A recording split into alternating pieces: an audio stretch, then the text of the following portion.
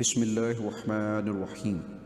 بیٹے کی خواہش کے لیے اولاد کی نعمت سے محروم میاں بیوی دونوں اللہ تعالیٰ کی شان پر بھروسہ کرتے ہوئے روزانہ صبح شام یعنی بعد نماز فجر اور بعد نماز مغرب 21 بار اس آیت کا وظیفہ کریں اور اللہ تعالیٰ سے اولاد ہونے کی دعا کریں۔ اول و آخر درود ابراہیمی 11 بار پڑھیں، انشاءاللہ اولاد پیدا ہوگی۔ بسم اللہ الرحمن الرحیم۔